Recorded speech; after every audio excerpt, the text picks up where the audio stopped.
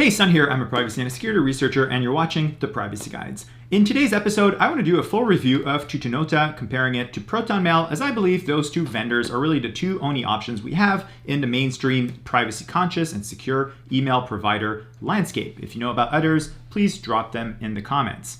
So, a while back, I used to do email kind of old school. I used the email account that came with my domain name, as I really didn't care. I was handling PGP, end-to-end encryption, using command line. There's an episode for that, and I'll link it down there in the description. That said, one could argue that that is very inconvenient and that my emails are laying on a provider's servers unencrypted, and I didn't really like that. I was looking for an alternative, and that's where I stumbled upon Proton Mail and Tutanota, and those two alternatives I believe are the best. Now, although they both advertise themselves as privacy conscious and secure and end-to-end encrypted, there are a whole bunch of caveats and a whole bunch of distinctions between the two providers that make them very unique. So first things first, Tutanota is really designed for the extreme side of privacy and security. Tutanota does not use Google or Apple servers for push notifications. That is blows my mind. It's super cool.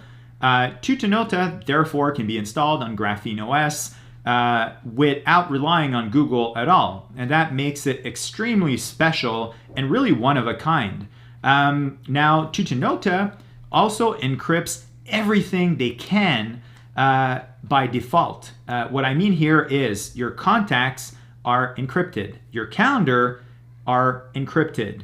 Everything is encrypted except for what really can't. So in the context of email, and that's something that I really want to put out here, email is not end-to-end encrypted in the protocol. The way it works is the content of the email can be encrypted using PGP or using a homebrew version of it. By homebrew, I don't mean the app, I mean like a homemade version of it, which is what Tutanota is doing. More on this in a second. But essentially, the content of the email can be encrypted, but the subject and to and from recipients cannot. That means that the social graph, or one's social graph, is always exposed. If you're writing emails to a whole bunch of people, someone can totally get that information off servers. Now, Tutanota could encrypt it on their servers, but the person that you're writing to, if they're on Gmail, obviously that is leaky. So Tutanota encrypts everything, but Proton Mail, on the other hand, does not. And something that I have a whole episode about, which I'll link in the description, is Proton Mail does not encrypt your contacts, aside for kind of like additional properties, which really blew my mind when I stumbled upon it. So just that is a clear indicator of the philosophy of Tutanota versus Proton Mail. Tutanota does not compromise at all. They're not willing to have dependencies on Google or Apple for push notifications, because the way that works is you need to integrate those libraries or software development kits into the apps. And that means that Apple or Google has some kind of a reach inside of the app. So Tutanota said, "F this." I'll add a beep for this in post. And they said, we're not going to do this. We're going to do it like our way. And that's really, really a great example of a provider that's willing to go the extra mile. That said, it comes at the expense of user interface and user experience design. If we have a look here at the inbox, it kind of looks like something out of the 80s. It is extremely old school. As you can see, both emails here have the same subject, so we would kind of expect them to be grouped in a conversation. And that is really what is happening here on the Proton Mail side. And that's something that I just really, really appreciate nowadays. And it's something that I'm having a hard time living without. So even though I really love Tutanota, from a philosophy standpoint, it just doesn't feel as usable. So I would say, if you want to stop the episode here, if you're a Graphene OS user, or if you have very serious needs for privacy and security and you don't do a lot of emails, Tutanota would be the way to go. If you're looking for an alternative to Gmail that is more privacy conscious, that has end-to-end encryption features when used properly, more on this in a second, and you kind of like sexy design, I would say go for Proton Mail. So if you want to stop watching now, go ahead, but there's a lot more coming. Now, the other thing is that if you go into Calendar, and if you're using this as an entrepreneur or any other person who has like a lot of email going and a lot of calendar stuff going, well, the calendar is not the best either on the Tutanota side. For instance, if I want to add a calendar item here, I can click here and then I have to, put a title, choose the dates and times. And even if I look here in the settings, I can have a day view.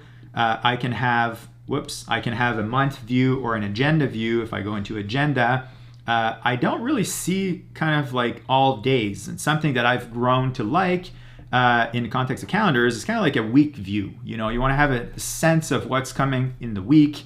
And that's what we see here. And if I want to add, an item, I can just click in that time slot and, put a title, press save, and it's done. Calendar items in Proton Mail are end-to-end encrypted, same for Tutanota. But again, I just find the user experience is much more pleasant in Proton Mail. Now, if you go and have a look at the pricing for Tutanota, more on this in a second, but basic plans, or what they call private plans, don't allow calendar sharing or calendar invites and all of this stuff. In the context of Proton Mail, it comes with all plans. So if you click here, you can also add participants, you can add a location and stuff like this. So I just find Proton Mail is a more convenient and contemporary feeling interface. And that's something that I really, really appreciate. Now, I don't trust Proton Mail just blindly. I would trust Tutanota more blindly, but I would actually not trust either. And that's why I handle PGP encryption using command line for sensitive use cases, and I'll link to an episode on that down there in the description. So yeah, looking again at Tutanota, and by the way, both have a search feature that essentially downloads a whole bunch of content and stores some kind of an index in the browser storage. So all search is done using end-to-end encryption as well. And by the way, I believe both providers, once they receive an email, even if it's not encrypted, they'll then encrypt it to our private key. So whatever's laying on their servers is encrypted. That means that if they're subpoenaed or whatever, they don't have access to emails except for when they're coming in. So if someone's sending you an email from Gmail, that email will be not encrypted, obviously, but as soon as they get it, they'll encrypt it and store it on their server. Which is really good, but it also means that if ever they're subpoenaed and someone can install kind of like a middleman at that point, they could harvest all of this data. And that's why end-to-end encryption is so critical. And I think this is a good time to talk about end-to-end encryption. I've recorded a few takes, so hopefully this is not something I've said earlier, but both providers will only allow end-to-end encryption kind of by default or like automatic end-to-end encryption between users of the same platform. So if you're a Tutanota user and you're sending an email to another Tutanota user, it will be end-to-end encrypted by default. The same applies for Proton Mail. What's ironic, given how Proton Mail is being marketed so far, is if you send an email from Proton Mail to Tutanota, even though both providers are privacy conscious and have great security and offer end-to-end encryption, the email will not be end-to-end encrypted. And that's something that a lot of people don't get when they look at the marketing material. They just assume it would, but it's not. So I'll just demonstrate this right now. If we're in Tutanota and I start a new email and I send it to my Proton Mail account, we can see here that the lock is, I don't even know if it, actually this is a good time to say, like, I would expect this to kind of have a big red warning saying this email is not end-to-end encrypted. And just for fun, we're going to do the same in Proton Mail. If I go about creating a new message and I send it to this, well, no red flags. I mean, it's just going to let us send it out, like if it was all cool, but essentially neither this or that is end-to-end encrypted by default. If you want to have interoperability-ish, what you can do is click on the lock here and set a password. So once you set a password, and obviously you just saw that I'm just demonstrating this with a super shitty password. And actually, this is a good example of why I don't like the UX. Is it here? Is it there where I should click it's not so obvious. But then if you go into Proton Mail, you want to click on the lock here, and then as you can see, we can set a password. Not sure why the password is shown in clear text in the context of Tutanota. That's actually quite strange, because that would kind of leak it for anyone having, eyes on the screen. But nonetheless, both have this feature, but then you need to share that password through a separate secure channel, and that could be Signal. So honestly, in this specific interoperable use case, I would just recommend telling the person to install Signal on their phone, and I would just switch that conversation to Signal, because the user experience in Signal is just much better. If you're on Signal and you're writing to someone else on Signal, it is necessarily end-to-end encrypted. And it necessarily has forward secrecy. That means that even if someone was able to brute force the encryption key for one message, that encryption key would not be valid for future messages. And that is something that Tutanota is really aiming for. Tutanota is not using PGP, which stands for pretty good privacy, which is kind of like the standard for encrypting emails. Tutanota does not use PGP. PGP is an old protocol. It's something that a lot of security researchers are trying to leave in the past. They're looking for alternatives. But right now, if you want something to be as interoperable as possible in the realm of encrypted email, PGP is really the only way. Tutanota is or has engineered their own implementation of end-to-end encryption, so it's definitely not interoperable. So for instance, if you're on Tutanota, you cannot encrypt an email to my pub key that I have on my website. So I'll just demonstrate this for a second here. If I type Sun Knutson here, and then you can see here that I have my pub key. You cannot encrypt an email to that pub key because Tutanota does not, use PGP. That is one of the big distinctions as well with Proton Mail, is that in Proton Mail, if I click open my contacts here, you can then go into the email settings.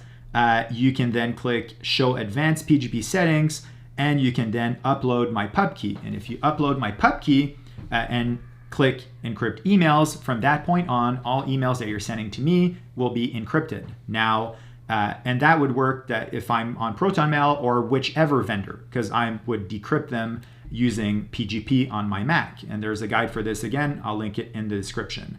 So I guess this is kind of like where I'll leave it for this episode.